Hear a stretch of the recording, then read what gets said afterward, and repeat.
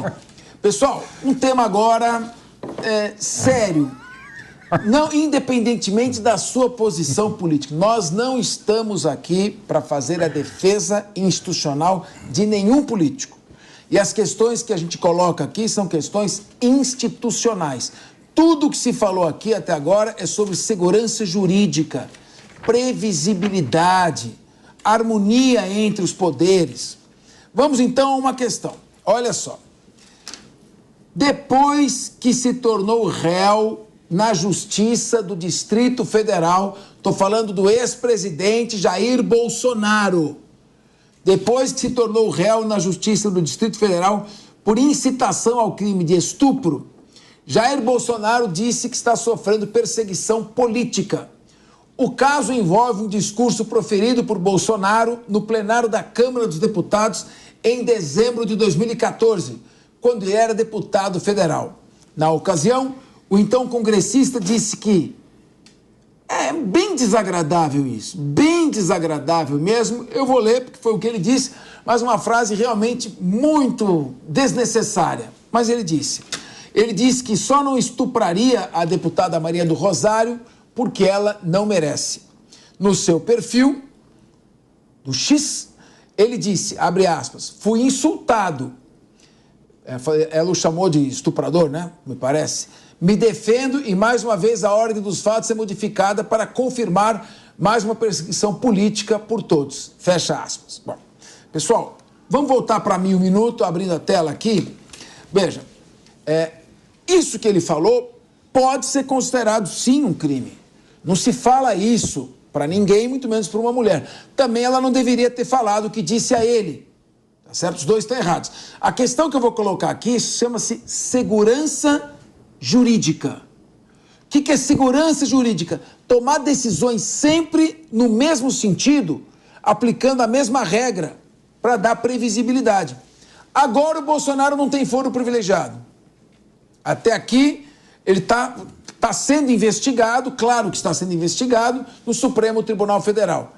Para esse caso, ele não tem foro privilegiado. E ele não tem, porque ele é ex-presidente. Com o término da função, encerramento da função, encerra o foro privilegiado. Agora, olha o seguinte.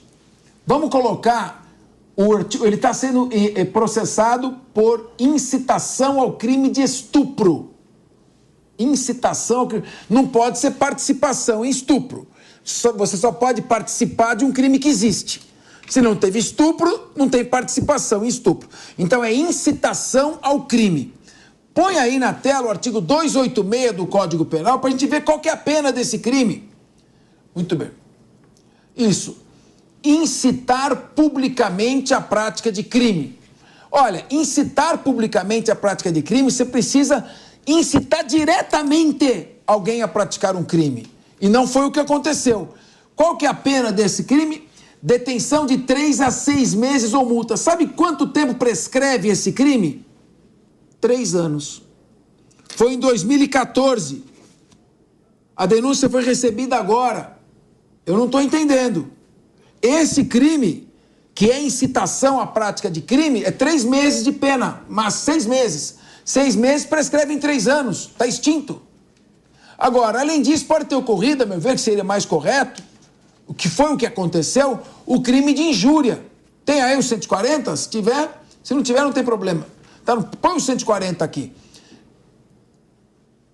Esse é o 286, tá? Se não tiver, não tem problema. Tem? Não tem. Abre. Então é o seguinte, o que ele fez, ele ofendeu a honra, a autoestima por meio de um adjetivo. Uma injúria feia, mas um crime contra a honra. Não é um crime de incitação à prática de estupro. E se foi, está prescrito. Então eu vou começar com o Cristiano Vilela. Tudo que a gente fala aqui, eu gosto das coisas que sejam corretas, eu não gosto de injustiça. Eu gosto que se sigam parâmetros objetivos para aplicar. Não gosto de porque esse agora perdeu a eleição, vamos massacrar. Eu falei isso também na Lava Jato com relação ao Lula. Eu falei isso também. Eu não estou puxando a brasa, mas é preciso que a gente aplique o Código Penal e não códigos imaginários, Vilela. Olha aí, ó, foi isso que ele fez.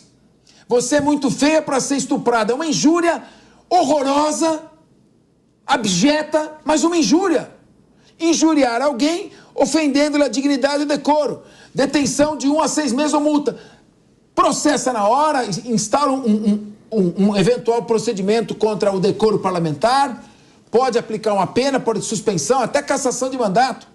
Agora, depois que perde a eleição, um crime como esse, Vilela, vamos pela segurança jurídica, por favor. Olha, Capê, você tem toda a razão. A segurança jurídica ela é fundamental. A gente não pode querer politizar o tempo todo. Nós estamos há 9 meses, desde que o ex-presidente Bolsonaro saiu da presidência da República, só puxando o fio aqui, criando história, criando enredo para tentar justificar situações como essa, que deixaram o Bolsonaro inelegível, situações como essa que se objetiva colocar Bolsonaro atrás das grades. Isso é algo que não deve ser utilizado, até porque nós já tivemos exemplos muito claros de situações como essa que já aconteceram no Brasil, como a Lava Jato, por exemplo, e que depois a revanche veio. E nós temos que acabar com esse revanchismo no Brasil. A gente precisa de leis que sejam cumpridas para todos e que valham para todos, e não caso a caso, conforme o réu, conforme o lado político que pertence ao réu.